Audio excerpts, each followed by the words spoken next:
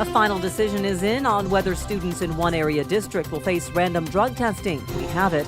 People in Mississippi mourn 2 officers killed in the line of duty, while a new FBI report raises concerns for officer safety. A look at what tighter security at Fort Riley meant for the morning commute. Plus, owners of a local popcorn business share their recipe for success. Good evening, I'm Melissa Bruner. And I'm Ralph Hipp. Welcome in here to the news at 10. Well, the decision was unanimous tonight. That means students in one of our area school districts will see random drug testing for its students next school year. 13's Justin Surensey has been following the story for months now. He's here with tonight's vote from the Siemens School Board. Justin? Melissa, with tonight's vote, it was unanimous. USD 345 will begin drug testing 7th through 12th grade students. School officials believe they are addressing a current problem head on. Say aye.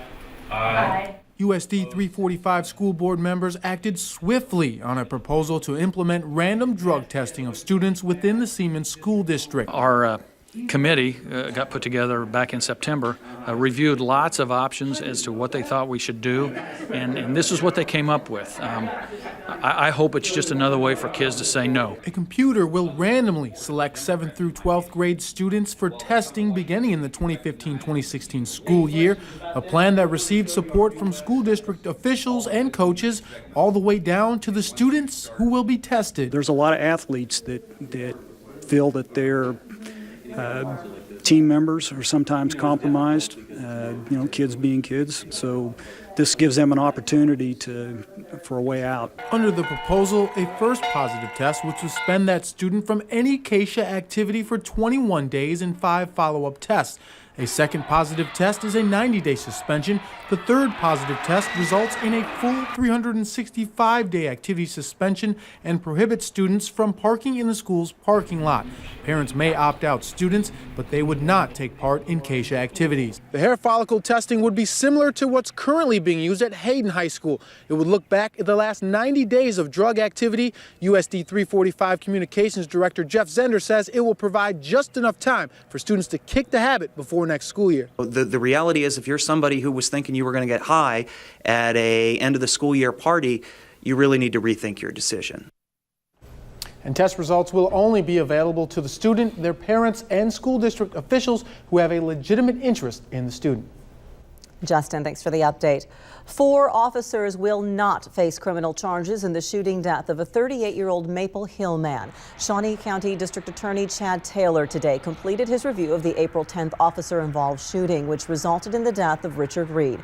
Taylor says the 3 Topeka police officers and 1 Capitol police officer were justified in their use of both self-defense and defense of others under Kansas law, and no criminal action will be taken.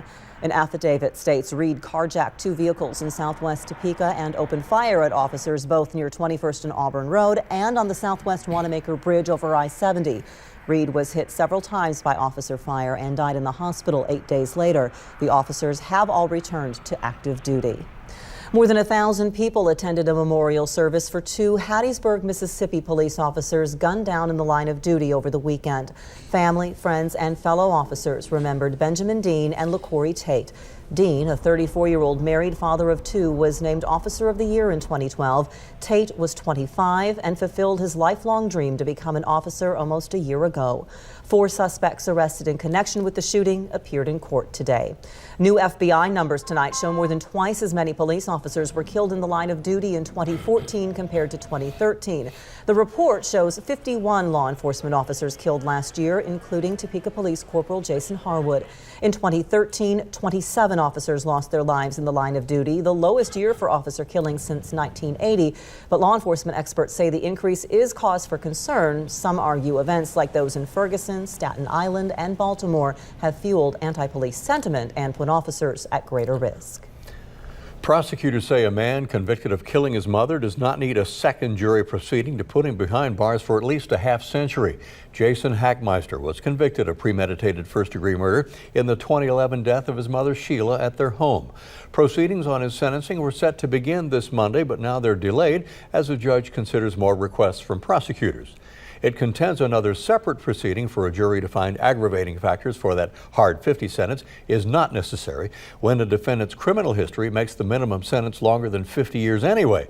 Prosecutors contend that Jason Hackmeister's convictions on 105 counts of sexual exploitation of children make his minimum 50 to 54 years. His next court date is now set for June the 29th. A federal jury has convicted a Topeka man on child pornography charges. 40-year-old Jonathan Kern was found guilty on counts of producing, distributing, and possessing child porn. Prosecutors say authorities in Queensland, Australia, received emails from Kern containing child pornography, saying it included images of a child under the age of 6. He'll be sentenced August the 10th. With summer approaching, the Shawnee County Sheriff's Office reminds all of us of its sex offender website to see if any of its registered offenders may live near you. The site's mapping and address feature helps you pinpoint where an offender lives. You can also sign up for automatic email alerts if an offender does move close to your address. You can go to shawneesheriff.org, click the sex offender search link there. Melissa?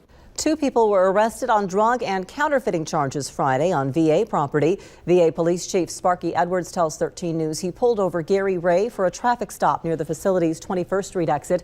He says Ray had a suspended license, and a vehicle search turned up meth, drug paraphernalia, and about $160 in counterfeit bills. Ray's girlfriend, Jacilla Pryor, also was arrested. Both were booked into the Shawnee County Jail on drug charges and a charge of counterfeiting worth more than $25,000. The Washburn University Police Department issued an alert to find the driver involved in a hit and run on the campus. Take a look at these surveillance pictures of the vehicle involved. The incident happened last Thursday in parking lot 5, that's east of the Student Recreation and Wellness Center. Several parked cars were damaged. The driver left the scene without reporting it. If you have any information, contact Washburn Police. That number's on your screen, 670-1153. Meantime, officials at Fort Riley say they're evaluating their procedures to avoid the traffic backups which increased security measures provided and created this morning. And this is what it looked like. Here's the picture on I-70. The Highway Patrol says backups had stretched a mile onto the highway at exit 301. And through Ogden, cars were lined up all the way to Skyway in the K-114 junction. Fort Riley's Public Affairs Chief Bob Everdeen is telling 13 News it's all because of the military stepping up to Force Protection Condition Bravo late last week. No specific threat has been named by the Pentagon. Everdeen says you drivers here locally should continue to expect traffic delays. The KHP is working with KDOT to place additional traffic alert message boards. City leaders asked Topekans tonight about priorities for the next city budget. About a dozen people spoke their minds at a community forum about what should top the list for Topeka's next spending plan. Topeka's public safety and its infrastructure are certainly high on that priority list. Some speakers encouraged taxpayers to stand up for their rights and for the city to stand up to the state in budgetary matters as well. Forums like this are also a learning experience for one of Topeka's newest council members. You can make very small investments in say, things that help people that are less fortunate, that have big payoffs later on in the future. And so we need to be cognizant of those and make sure that where we're putting our money is in the best interest of our citizens and in the best interest of making the community a better place in the future. Topekans have another opportunity to weigh in on the issues tomorrow morning at 11 o'clock. So that's tomorrow at 11 a.m. at the Cyrus Holiday Building again. City Council members must adopt the 2016 budget priorities at their May 19th council meeting. A Kansas House committee today approved a bill to end a business tax break championed by the governor. The full House debates the measure next. Lawmakers must close a projected $406 million deficit in the fiscal year beginning July 1st. This bill would raise $134 million. It repeals a tax break for 333,000 business owners and farmers enacted in 2012 at Brownback's urging to boost the economy. Also today, the House Commerce Committee held a hearing on a bill to limit how much government employees could boost their pension benefits with unused vacation days. It would allow workers hired before 1993 to accumulate only 240 hours of vacation and sick leave. And also in another matter, House and Senate negotiators reached agreement on moving local elections to fall of odd-numbered years. The compromise keeps them nonpartisan and separate from the state and federal years ballots. It also prevents general election candidates from dropping out unless they have severe medical hardship. A stage collapse in China left several people injured. Take a look at the video. The stage collapsed during a choir practice in China. More than 70 people just seemed to vanish from sight beneath the floorboard as the stage gives way. A number of the performers were hospitalized, including 2 with serious injuries. The cause of that stage collapse is under investigation. As always, quite a busy day of news, and now we turn our attention to the weather. It is calmer than what we had with all the Calmer than what we storms had, and rain yes. over the weekend. But Jeremy Goodwin in the Weather Center tonight, how long does that stick around? Ralph and Melissa, after seeing a couple of days in a row with severe weather threats, now we have a calm day today. Tomorrow looks nice as well with temperatures near 70 and light winds. Out there today, it was cool for this time of the year, 63 degrees. The normal would be 74. But even with that 63, it felt colder than that with the strong breeze gusting to 30 miles per hour at times and also very low humidity, also making it feel a bit cooler than even that 63 would represent. It's been as hot as 95 back in 2000 on this date. The record low is 31. Here are the highs today. Topeka was 63, Manhattan officially 64, Hiawatha at 58. And as we look across the rest of the nation, look at Atlanta, almost 90 today. New York City was 77. So this colder air across the heart of the nation was the frontal boundary, the cold air pushing the showers and storms that are now moving into parts of Ohio down to Alabama.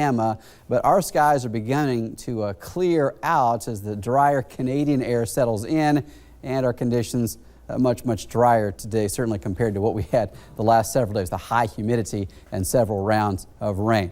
Our HD Sky camera network looking outside now from the Parish Hotel's camera on Huntoon Hill. It is calm on the west side of town. Looking down Wanamaker from Menninger Hill, all good. And the Capitol Federal Sky Cam on Quinton Heights Hill, looking toward downtown Topeka and the Capitol Dome.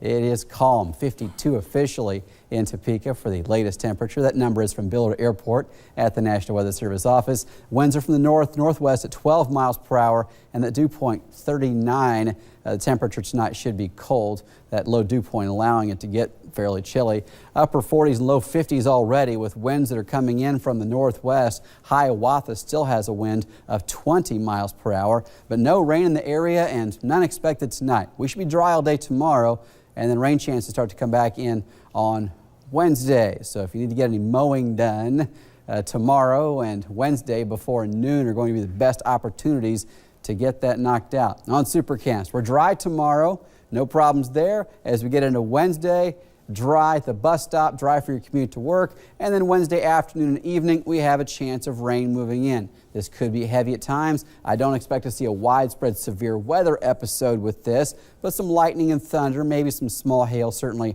are possibilities with that round of rain. As we get later in the week, Friday and Saturday, strong or even severe storms will be possible on those days. So tomorrow, 70, not as cool as it was today, but still below average. We have the chance of evening rain moving in on Wednesday, and then Friday and Saturday, storms could be strong or even severe. Saturday, we are scheduled to program weather radios in Emporia at True Value Hardware. That's if the weather cooperates, and hopefully it will. Thank you, Jeremy. All right. Big story in sports. One of our major NFL quarterbacks and his team handed down some very hefty penalties by the NFL today. Later in sports, Jonathan Deutsch with a Tom Brady update on the Patriots headed for a $1 million fine. First, though, Amanda Lanham introduces us to a local popcorn shop making noise in the small business community. You're watching 13 News at 10 with Melissa Bruner and Ralph Hipp. 13 News, Kansas News Leader. You're watching 13 News, Kansas News Leader. Cashmere gourmet popcorn has started popping up in shops around Northeast Kansas, made popular by its unique texture. Tonight we call on our Amanda Lanham for something else. This story as she chatted with the founders Bill and Angie Anderson about what's making their business so special, and she found it's more than what's in the bag. About 15 years ago, Angie Anderson found a popcorn recipe to use for fundraising for Relay for Life. She began tweaking it until she came up with what today is one of Cashmere's signature flavors, Pecan Delight. This isn't your movie theater or home popped popcorn. I believe that Cashmere is, if we had to describe what makes it unique, would be the texture, which is why we named it Cashmere. Bill and Angie are friendly folks, but do not expect them to share how they do it. What's the secret to the taste? We'll have to wait until the next lots of interview. love. After selling at work, the girls' school, and farmers market, Bill and Angie's business outgrew their kitchen, then their basement, then a rental kitchen, which is how they ended up here at 1003 Southeast Quincy, where they can make 400 to 500 bags of popcorn a day. It's been a labor of love, one that's earned them the 2015 Topeka Chamber of Commerce's Emerging Entrepreneur Award nomination. I think we're both very humbled that we would be nominated for this award, and are appreciative of each and everything that has happened to us along the way to help us get here. Like many small businesses, Cashmere is a family effort. Their teenage daughters, Aaliyah and Emily, help out too. Aaliyah, my oldest, kind of likes to hang out at the front and work the register. Emily, she likes doing the mechanical stuff. Bill and Angie aren't putting in all this work just for the money. They're doing it more for their children. I was looking for an opportunity to be able to start and create something and possibly leave it as a legacy for the girls if they wanted to continue a business that me and Angie created. Bill began thinking about his legacy 15 years ago when Angie was pregnant with Emily and he was diagnosed with non-Hodgkin's lymphoma. After radiation, chemo, and a bone marrow transplant, Bill was cancer-free for 8 years. About 2 years ago, doctors found the cancer had returned. It's no coincidence that that's the same year Bill and Angie decided to go all in and officially start their company, Cashmere Gourmet Popcorn. I know that I wanted to see if we could do this just to show our children, not so much for the legacy of what might happen, but the journey getting there. Meaning, show our children that everybody has a battle to fight in life, and you can either let it define you or encourage you to do what you need to do to find happiness. Bill and Angie say this journey has been tough but rewarding, and it's changed their family for the better. You know, we're kind of blessed because we're able to know that you have to make today count. So many times we forget that. Cancer's not necessarily been terrible for our family because it's made us love each other a lot, even though we argue over popcorn. Amanda Lanham, 13 News. The awards will be handed out later this week, May 14th, coming up in a few days. Yes. And it's great to have that emerging category. We really see that business and see that they're out there doing all that great stuff. Coming up, could the Kansas City Royals bounce back, or were they dragging after that long night of traveling? We'll find out. Plus, good weather means time for some high school tennis. You'll see that next, too.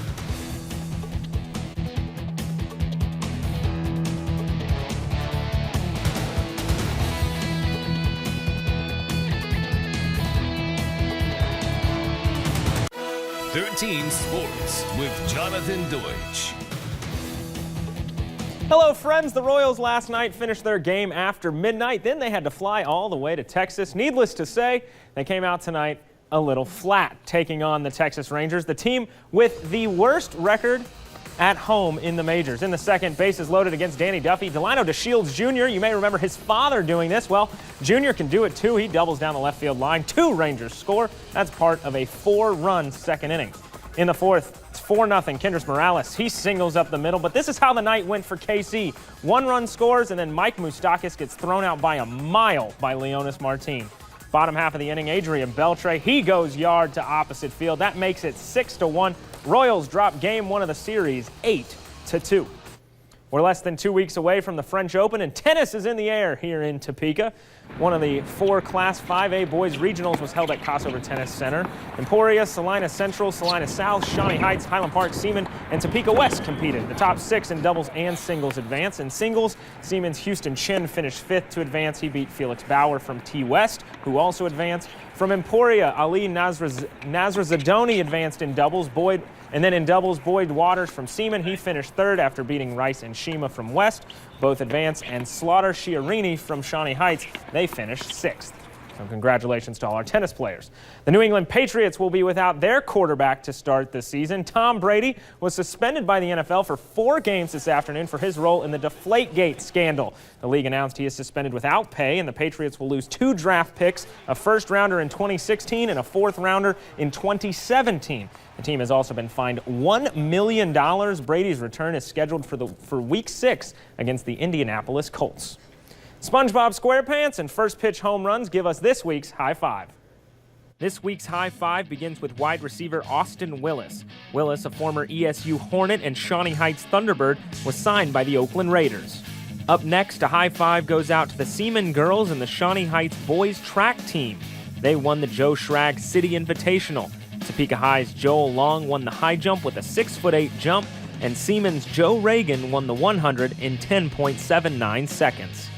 Our next high five goes to Sporting KC. Sporting fell behind to DC United Saturday, but just moments before halftime, Dom Dwyer's left foot found the back of the net for the tying goal. SpongeBob SquarePants earns a high five after Saturday's race. The SpongeBob SquarePants 400 had a 2-hour rain delay before restarting. Jimmy Johnson came away with the checkered flag in the end. Our last high five goes to Kansas City Royals shortstop Alcides Escobar. On Saturday, Escobar hit his first home run of the season on the first pitch of the game. The Royals earned the win 6-2. That's this week's High Five, sponsored by Toyota. Ralph, Melissa, it's always a good day when we can talk about SpongeBob SquarePants in the Sportscast. That's right. Don't do the laugh. Thank you very much. Fit him into the sports wherever we can. Jonathan, thank you. And we'll check back with Jeremy. See you when you leave the umbrella again next. This is your 13 weather forecast. Temperatures were much cooler today, only making the lower 60s. Let's look outside now. This is our Emporia cam provided by ValueNet. Looking at Emporia tonight, skies are clear, temperatures are cool. We're looking at 43 in the capital city as an overnight low. Tomorrow 70, light winds from the west. Wednesday, 74, chance of rain after 3 or 4 p.m. There's a risk of seeing severe storms on Friday and Saturday. And at least one dry day tomorrow after today was certainly beautiful. Okay, so we'll look ahead to that for the weekend. Well, today you could pick up some produce along with a good book at the Topeka Shawnee County Public Library. This is where the local farmers were setting up in the library parking lot in their own farmers market to sell their goods today. You'll be able to find fresh farm vegetables and herbs, flowers, bedding plants, eggs, and seasonal produce. The library also is setting up a new craft activity each week for the kids to take part in. The Monday Market is a Capital City wellness initiative that aims to promote healthy eating and exercise. Also, just a reminder for you, if you are in need of free food, there is another distribution taking place tomorrow at the Kansas Expo Center. That starts at 9 o'clock in the south parking lot at the Kansas Expo Center. That, of course, at one of the stops on the Harvesters Mobile Food Network. And if you're volunteering for that, about 8:15, you should show up. So once again, at the Expo Center, the south parking lot at 9. Well, people are asking, Melissa, when is David Letterman done? He is a week from Wednesday. We're really getting down to it. Counting down, so stay tuned for The Late Show next. We'll see you back here tomorrow. Have a good night.